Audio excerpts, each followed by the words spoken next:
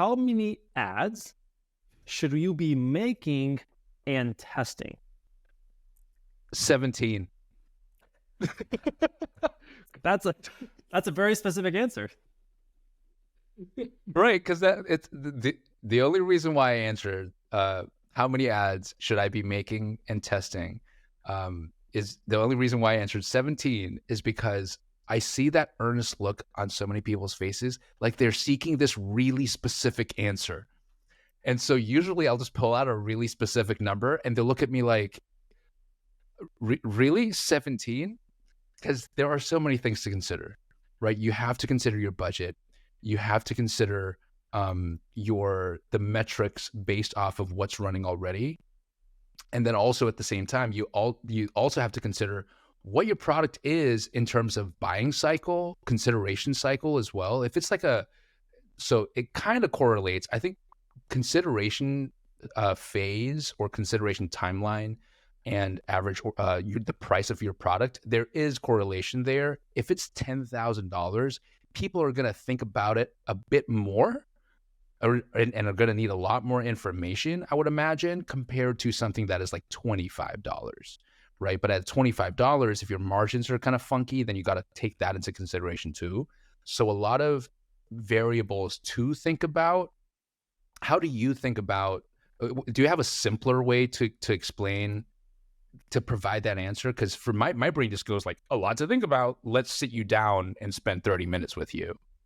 Yeah, I mean, the best answer is just to give him a random number like what you did. Because it depends. And it's not always the same for every brand. How we think about it, and I think Luke might have covered this in one of the previous episodes, is depends on how fast do you actually want to get learnings back.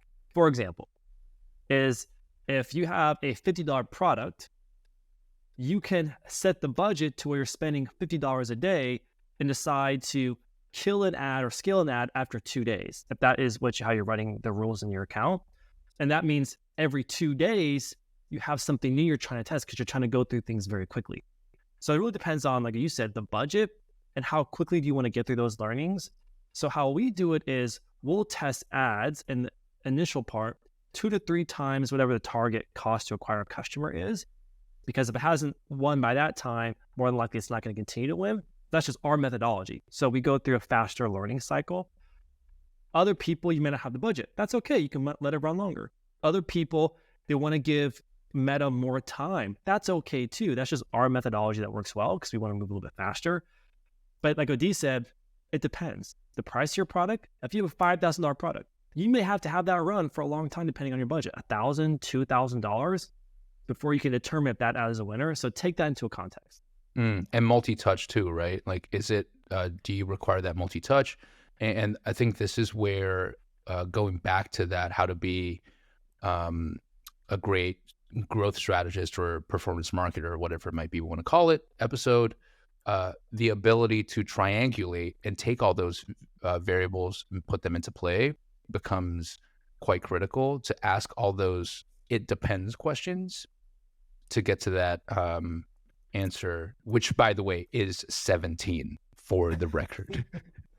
That is the magic number. That is the magic So if you number. think that you were being tricked, that there's some magical pill you can take, the number is 17 for every answer. 17 Right. ads, 17 campaigns, $17 a day budget. That is the answer. Yeah, and $17 CPA target. It's the 17. Cost cap, It's the 17. $17. It's the 17 method.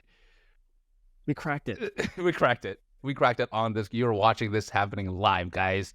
There are no mushrooms involved in this call.